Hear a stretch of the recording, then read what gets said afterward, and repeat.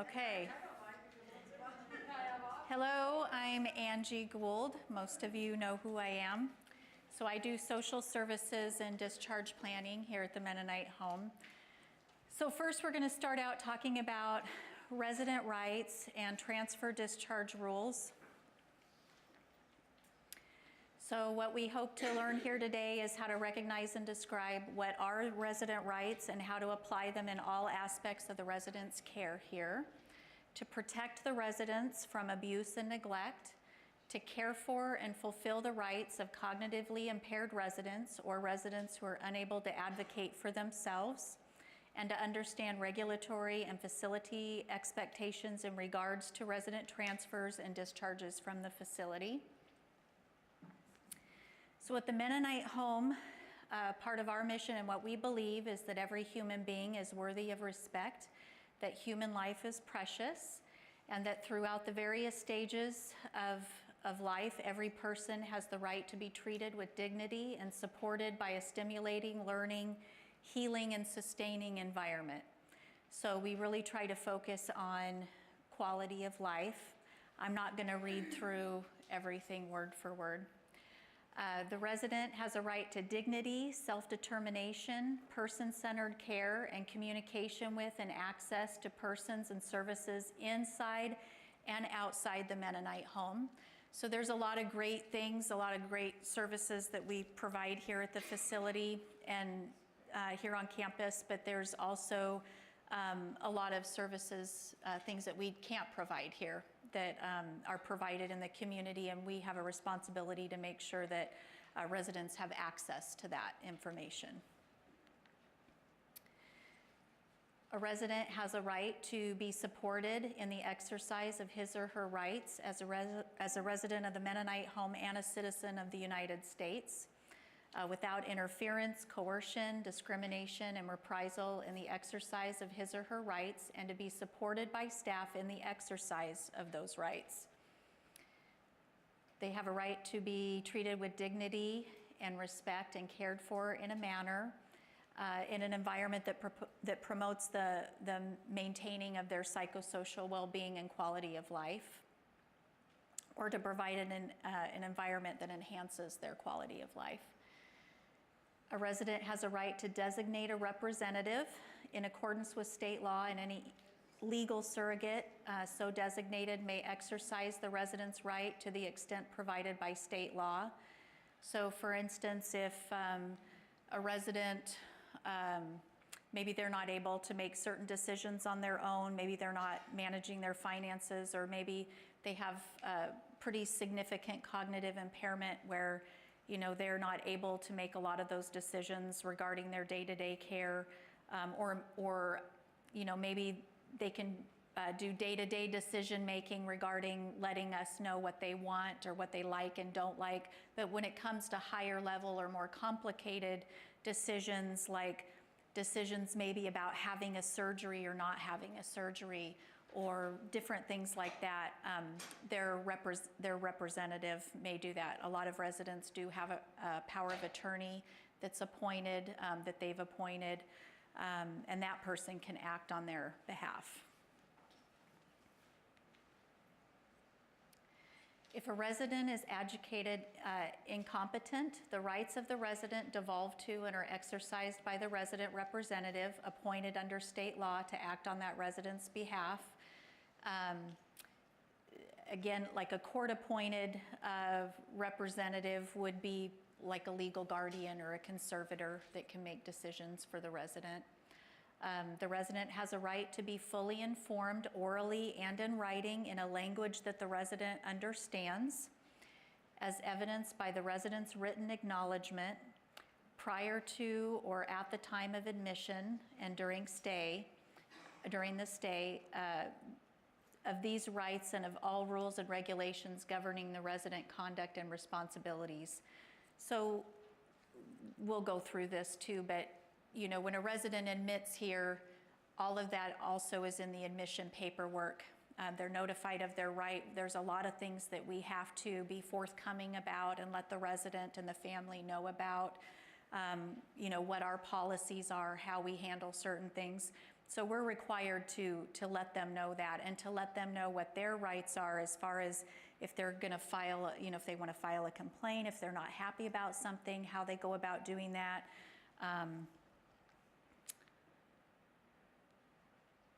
Yeah, and it talks about admission here.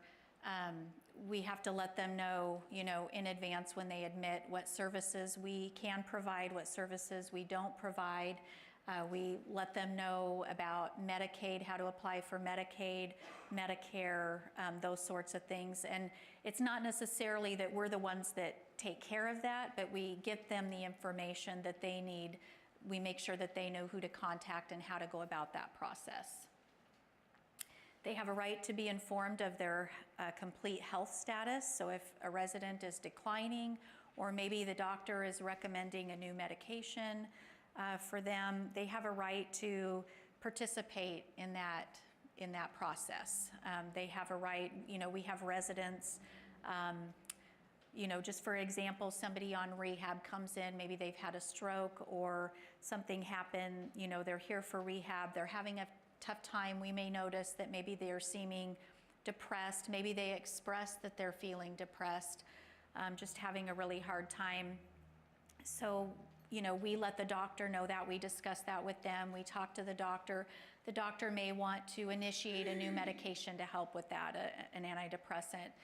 That resident has a right, we would then go back to the resident and let them know, the doctor has started you on this or would like to start you on this medication. How do you feel about that? And just involve them in the process, if they're cognitively able to do that.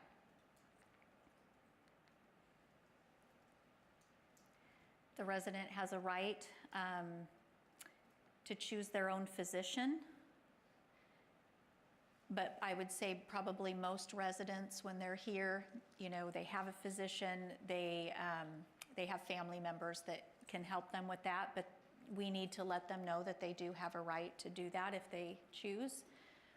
They have a right to request, refuse, or discontinue any medication, treatment, or participate or refuse in any experimental research unless they're legally incapable of doing so on their own.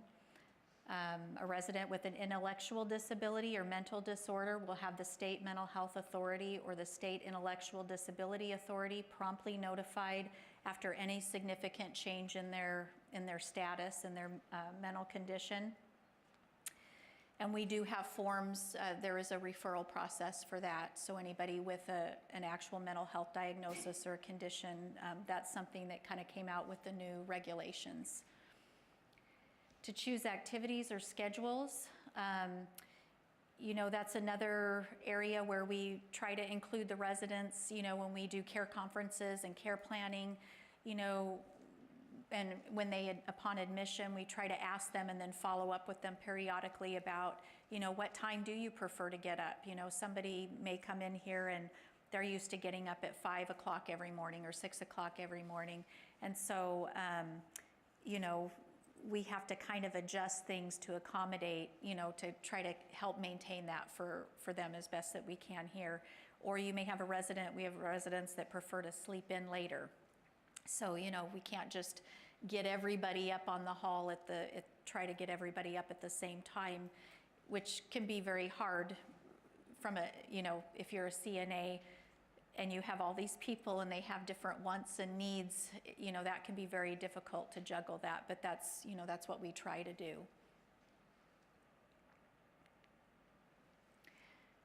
To be free from verbal, sexual, mental, and physical abuse, corporal punishment, exploitation, and involuntary seclusion.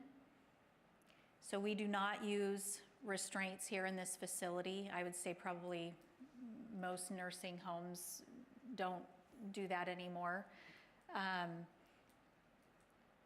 And that's the resident's right to be free of that. So, it can be difficult when you have a resident who's confused, or maybe they're trying to get up all the time and, they're a high fall risk, but we just have to be really creative with, interventions that we implement that might help keep them safe without restraining them. They have a right to be transferred or discharged only in accordance with the division's transfer or discharge rules, and we'll go over that. A resident with a same-sex spouse or partner must be afforded the treatment equal to an opposite-sex spouse or partner. They have a right not to be reassigned to a new room within the facility without cause and without adequate preparation. So we do have a process in place. This is also something that came out with the newer regulations within the last year and a half or so, where we do, have a form. Charlene meets with our admissions coordinator. She meets with the resident, and if, someone needs to move to another room, there's a form that they're given, so they're notified in writing of that room change, or when they're getting a new roommate. We have to let them know that as well. So everything is always being documented, and we're always talking to the resident about that and giving them notification. And if we're going to move somebody to another room, if we can't just move somebody for our benefit. We did move a lot of residents when we were preparing the other hall for, getting ready for construction again. And so everybody had to move down to what is the Dove's Nest with the new rehab unit neighborhood. There was a lot of planning involved in that. Families were called, notices were given, because that wasn't necessarily, that was for the facility. That was something that we had to do, but we still have to follow those policies and give everybody adequate notice and follow the rules that the state has set. A resident has a right to voice grievances and suggest changes in policies and services to the grievance official. They have a right to be treated with consideration, respect, and dignity, and assured complete privacy during treatment and when receiving personal care. They have a right to associate and communicate privately with persons of the resident's choice. So, we do have different, the residents that are in a semi-private room, that can be difficult sometimes. But we do have we have conference rooms. We do have places that, we could arrange for somebody to have some privacy if they were meeting with family or somebody and they needed that privacy. They have a right to be provided with privacy for visits when requested, to have clinical and personal records kept confidential, to have access to their personal and medical records that pertain to them, and they can request that verbally or in writing. And we do have, there is a requirement that we would provide them the hard copy of those records within 24 hours, but that doesn't include weekends and holidays. So there are some rules surrounding that and policies with medical records on how we handle that. They have a right to purchase photocopies of records pertaining to them and their care. They have a right to participate in social, religious, and community activities at the discretion of the resident. They have a right to keep and use personal clothing and possessions as space permits, unless to do so infringes on another resident's rights. They have a right to be free of retaliation. So we would never want a resident to complain or to be afraid of complaining because, somebody may come back and confront them about it or threaten them or treat them differently. We don't want them to be fearful. We want them to feel like they can, come to any of us and state something that's happened or, let us know if there's a concern. They have a right to not be required to sign. They should not be required to sign any contract or agreement that purports to waive their rights. They have a right to formulate advance directives. And the resident may file complaints with the state survey agency, and we do have this information posted, and if a resident isn't aware of this or a family hasn't seen that information, we can get them that information on how to do that. So transfer and discharge rules.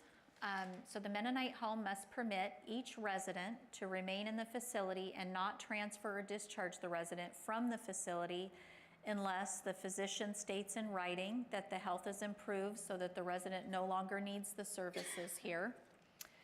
A good example of that would be somebody who comes here for therapy and they get better and they're able to maybe discharge to an assisted living, or they're able to go home. The safety of the individuals in the facility, the residents and/or staff is endangered due to the clinical or behavioral status of that particular resident.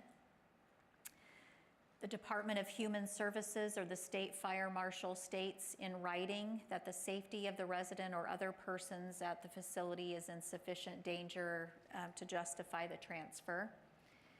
If the resident has a medical emergency, we often send residents out to the hospital if there's an emergency, with the hopes that they'll return.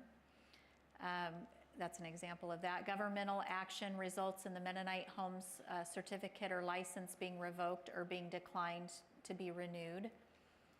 The Mennonite home intends to terminate operation as a nursing facility, in which case there's many regulations surrounding that as well. So other nursing facilities have closed down, and it's a big process. You have to still give notice to families and residents, and you have to help find them another placement. The other reason a resident may be discharged would be because they're not paying for their stay. If they fail to make payment, that would be another case where somebody could be discharged or served an eviction notice. A resident may be involuntarily transferred or discharged from a facility after 30 days written notice to the resident's representative, if the resident's cognitively impaired. So regarding the involuntary transfer or discharge from the facility, a resident may be involuntarily transferred or discharged after the 30-day written notice, and in a language and a manner that they can understand. So for instance, if we have a resident who we believe is, fairly cognitively intact, but maybe they speak, English isn't their primary language, and so, we do have a resident that, it's difficult to understand what she's saying. So what we have to do is we have to either provide an interpreter, which could be a family member, or there are interpreter services available that we can contact to come in, or we can provide something in writing, and if there's a staff person that speaks that language or a family member, they can read that to the resident, just so we know that they understand, what is being said and what is being decided or offered. Exceptions to that 30-day notification, would be, an example would be if it's an emergency. Either the resident themselves or another resident or staff are in imminent danger, of being here. In that case, we need to transfer them out. That's different.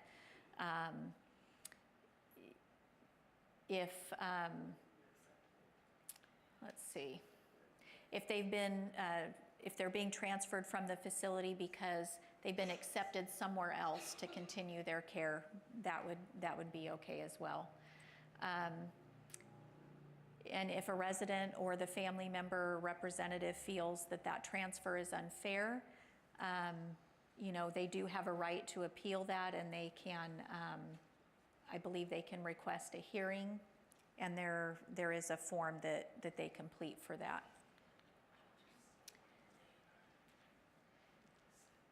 And when there is an appeal to the notice, they do have, we cannot transfer them out of the facility if an appeal is pending. So we have to wait till that is all done and decided. Prior to the transfer or discharge, a meeting shall be held with appropriate staff and other agencies, like maybe senior and disabled services, maybe the ombudsman would be involved, just to make sure that everything is being done the right way. And everything needs to be documented. So anytime we would be considering making somebody leave the facility and it would be considered an involuntary discharge, we have to have sufficient documentation to justify why we're giving this person notice or why we're asking this person to leave.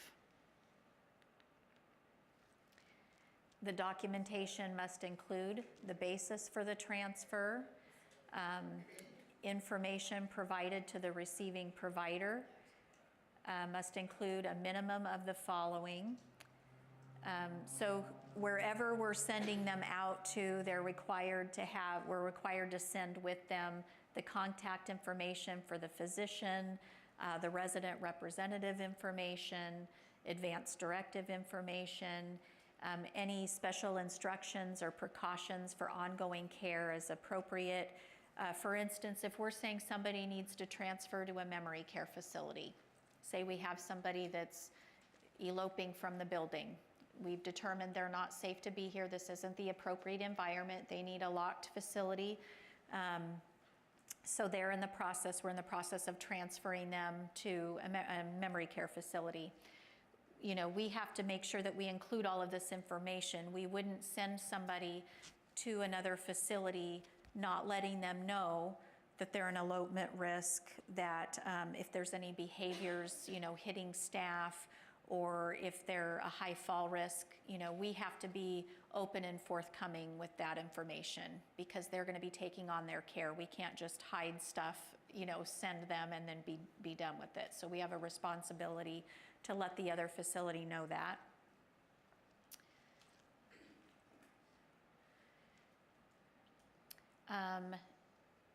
And then if, you know, notice in advance of facility closure. So if the facility was closing, you know, we would be required to send out letters to notify families, residents. There's a whole legal process to that. So, and we would be helping to find, you know, place residents elsewhere.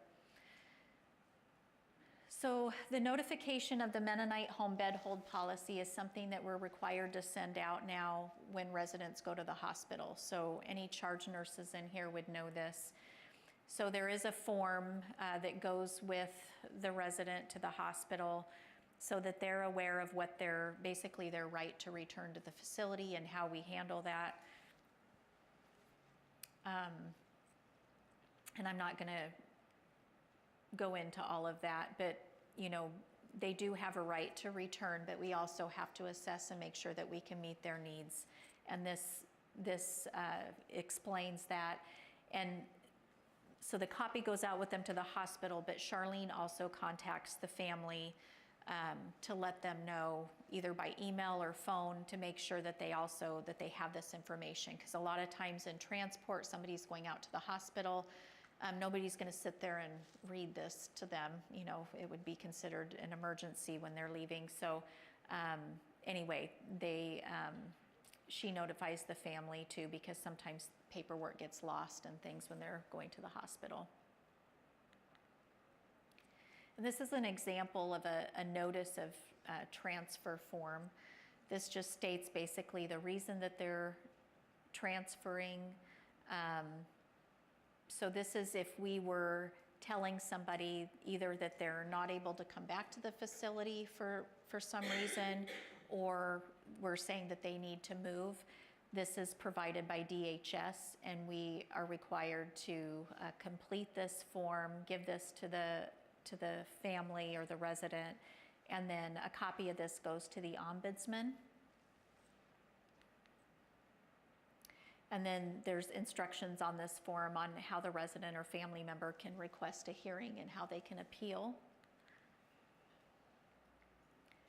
But I can tell you, any time before we would issue something like this, we have probably had several meetings, and because this can be very difficult to do. So, I mean, it can be very difficult to justify moving somebody or not accepting somebody back. So if we get to this point, we've already probably exhausted other interventions, and there's been a lot of documentation and talking about what to do before we would get to this.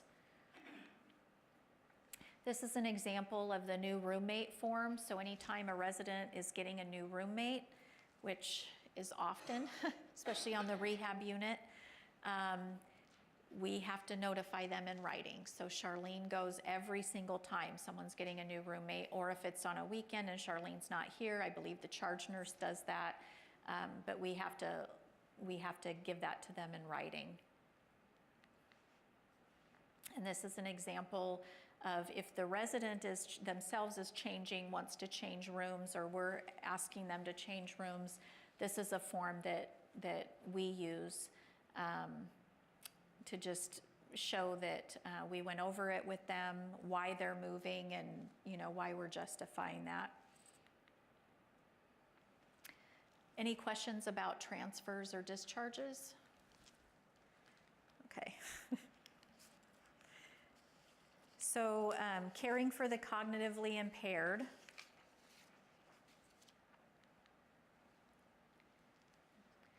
So residents and clients with cognitive and sensory impairment have unique needs that affect all areas of their lives, their socialization, their mobility, their independence, and their dignity.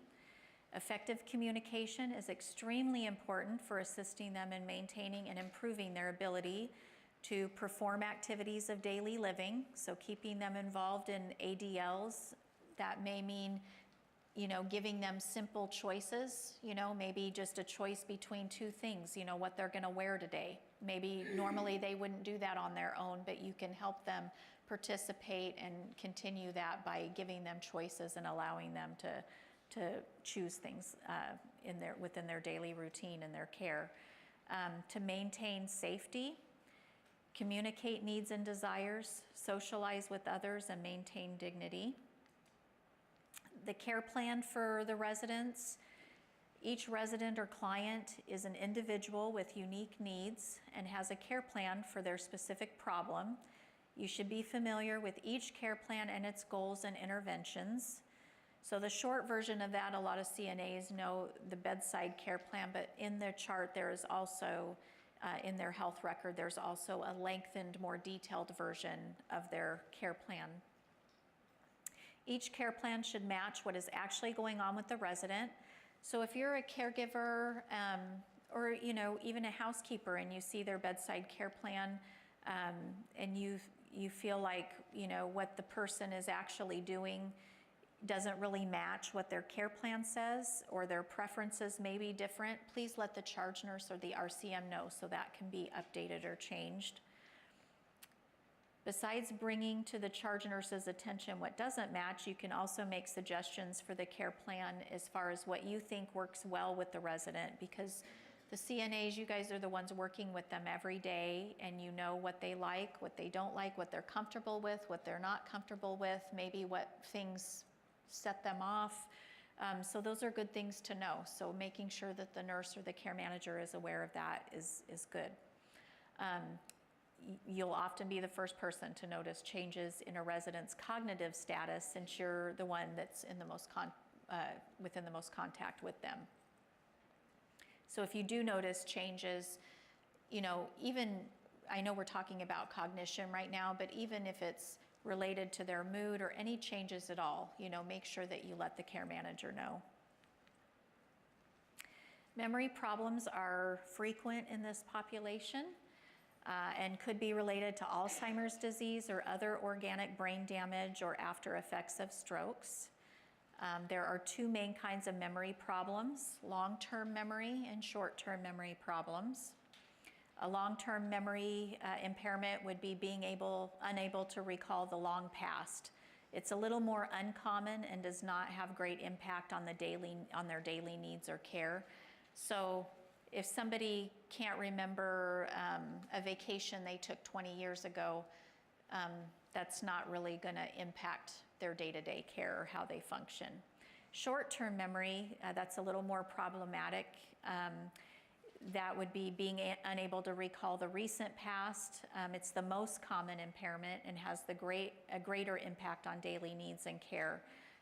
If somebody can't remember that they had breakfast, or if they're not remembering if somebody visited, if they're not able to remember that they have a hip fracture and they're not supposed to be getting up on their own, that puts them at risk for falls. A short-term memory problem could result in confusion about person, place, or time.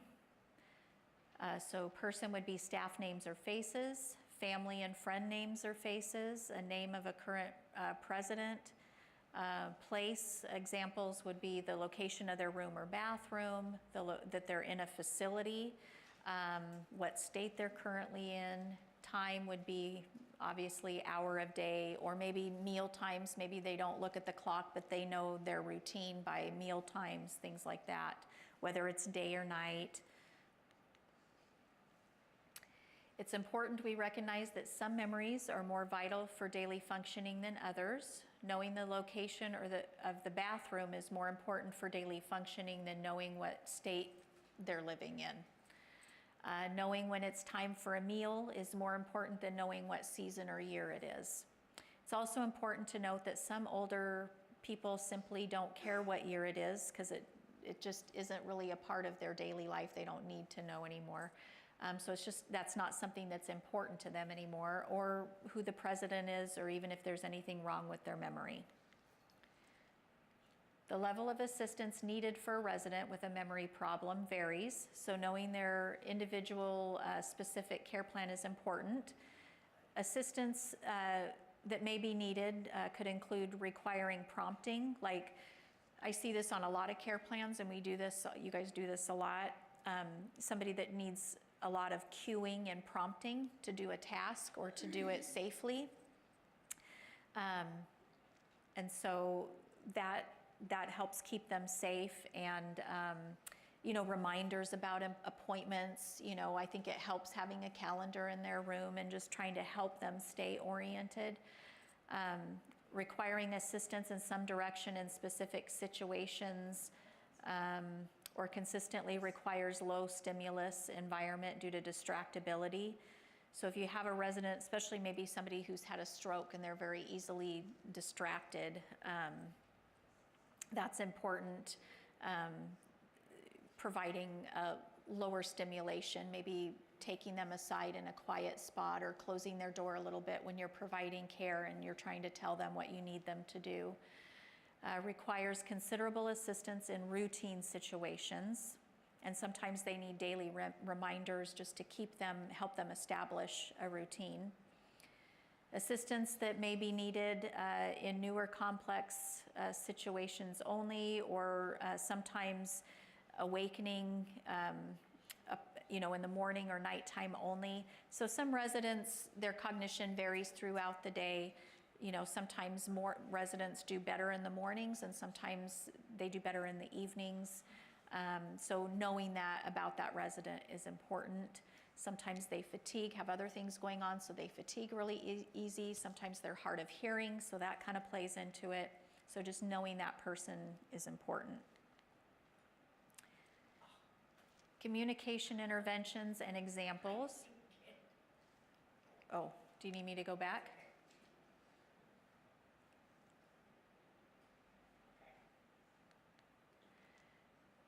So examples of interventions, communicating with somebody with cognitive impairment would be always introducing yourself by name and telling them what you do. You know, just letting them know what time of day it is, good morning, good evening, good afternoon, just to help them be oriented and to know what's going on. Explain all procedures and treatments that you're going to be doing with that person. And do it in small steps. You know, maybe let them know the first couple of things that you need them to do, just break it down for them to make it easier for them to understand. Somebody with cognitive impairment gets really easily overwhelmed with too much information at once. Allow the resident ample time to kind of absorb and respond to the information.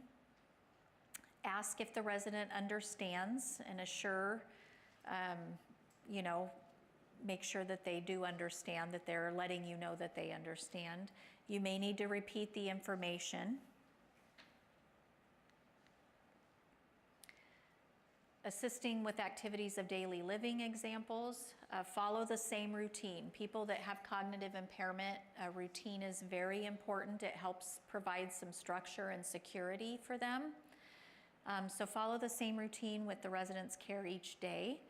Offer the resident 2 simple choices to reduce the stress of decision making and increase a sense of autonomy. So it's good for them to feel like they're still in control of their life and they're still able to do things. The more stability there is in the resident, in the resident's day and routine, the less confusing it will be for them. Altering the resident's environment, examples would be providing a calm therapeutic environment and structured routine. So again, going to a quiet area, maybe closing their door, making sure it's quiet, providing a clock, a calendar, asking family to bring photos in that, make the room familiar to them, things that they might enjoy, and help them stay oriented to their family and their life and experiences. Avoiding changes in the resident's environment. So reorientation and validation therapy. So an example of this would be if a resident is constantly saying, my mom called, my mom's been calling and she can't get a hold of me, I need to let her know. Well, their mother has passed away. I mean, the person that's talking to you is 80-something years old. So assuming their mother is no longer here, that they're confused. You wouldn't just keep telling them, well, your mom's dead. She died many years ago. You're not gonna say that. You're just gonna, there's an example here. You could say, what do you want me to tell your mother? Or let me see if I can get that information for you. Don't worry, just offer reassurance, kind of step into whatever frame of mind that person is in at the moment and help them feel safe. Just offer reassurance, just go with it, go with the flow. You don't have to change their way of thinking. You don't have to correct them or argue. Just go with it, help them to feel safe and reassure them.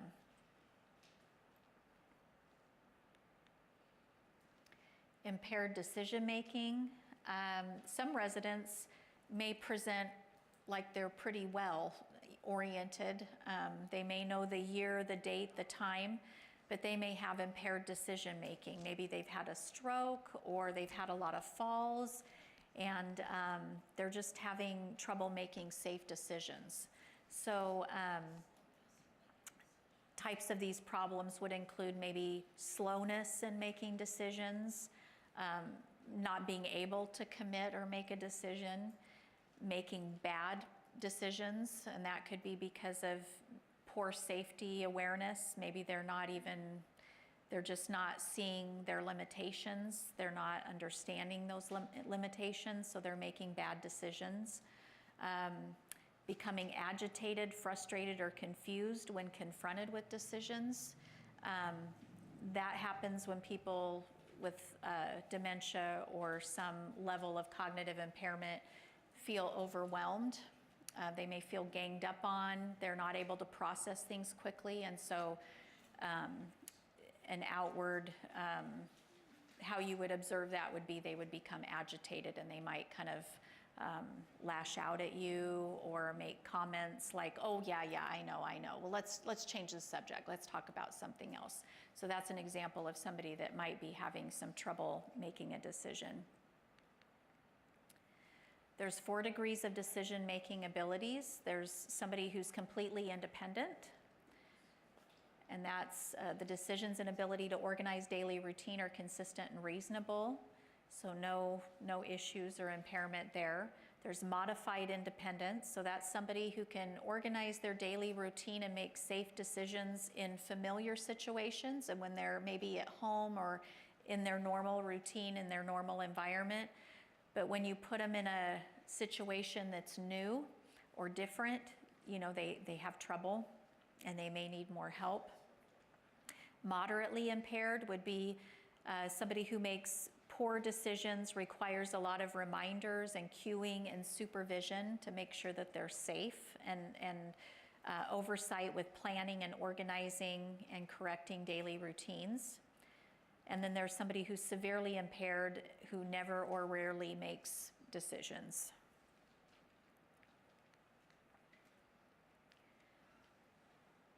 Impaired decision-making and interventions. You can offer 2 simple choices to reduce the stress of decision-making and increase a sense of autonomy. Allow the resident ample time to absorb or respond to the information. Follow the same routine with care every day. Provide a calm and therapeutic environment, and avoid changes in the resident's environment.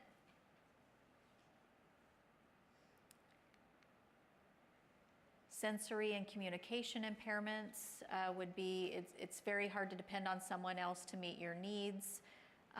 And when a resident has a sensory or communication problem, it's even more difficult.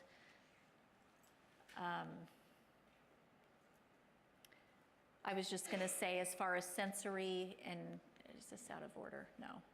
I was just going to say somebody with, an example of sensory or communication, other problems would be being very hard of hearing, or maybe just having trouble with communication, like, if they've had a stroke and have some aphasia, they may be able to understand what you're saying, but they have a hard time expressing their thoughts or feelings.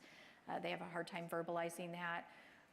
Or somebody who has a very high vision, severe vision impairment, that kind of affects how they think and how they see things, how they communicate, so it can just make things a little more difficult.